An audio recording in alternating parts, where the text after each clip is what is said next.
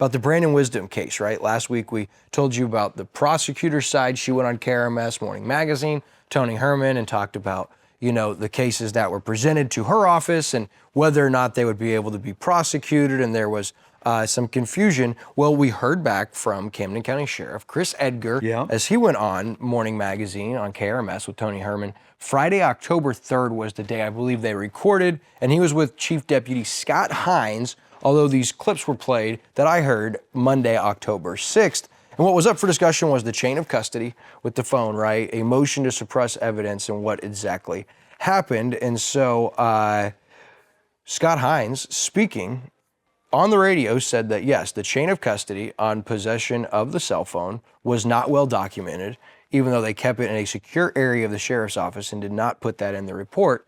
Therefore, that was the chain of custody being broken. The information that we charged him with did not come from the phone. Now, I think that's important. He said, in regards to the cell phone, I want to repeat, the chain of custody was broken. I will admit that. It was not well documented where the cell phone was put while it was in our possession. He believed that to be 10 days. This is Chief Deputy Scott Hines talking on Morning Magazine. However, I will contend that the cell phone was never out of possession in our unit, and the charges filed against Mr. Wisdom had nothing to do with anything on the cell phone.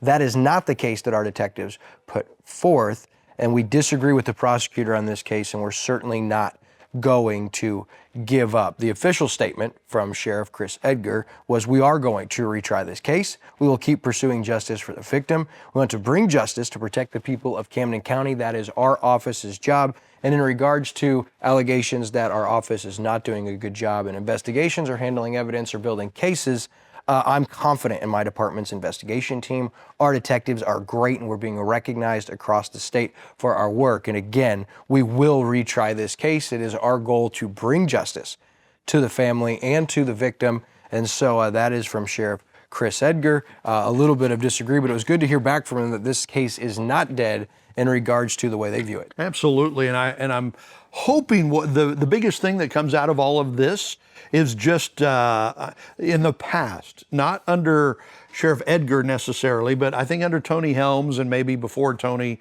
Sheriff's Department came under a lot of scrutiny for things like this, for dropping the ball on chain of custody. And I think this instance happened under the Tony Helms run Sheriff's Department as well, not under Chris Edgar. So hopefully one of the results out of all this is that they really will clean up all this stuff and do a lot better, stronger job of keeping, the chain of custody all figured out and documented and everything. It doesn't sound like they mishandled the phone. It's just that they didn't document it well. Right. And so they need to clean that up moving forward. Yeah, and not only did they not mishandle the phone, but the only thing that happened while it was in the locker was that an alarm went off, and so they opened it to turn the alarm off, which could be articulated, and that was the Sheriff's Department argument was, hey, even if it was the phone that the case was brought to the prosecutor's office on, that could be articulated, if not by a witness, by our detectives, which would not have a reasonable doubt.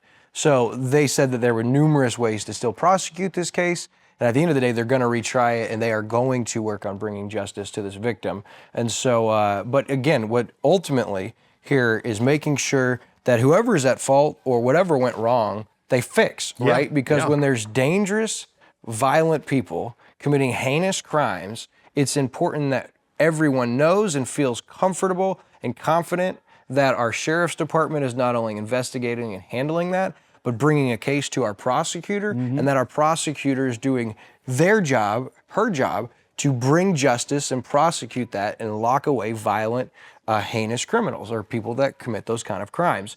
And so that's ultimately what we want to get to the bottom of. How do we move forward knowing that? Can we resolve that? Can this be used as a learning experience wherever the fault was? And at the end of the day, we still have a victim, and that's what the Sheriff's Department says is ultimately most important. They're going to continue to work to bring justice to. And probably, one of the more important parts of this too is that we know the prosecutor and we know the sheriff.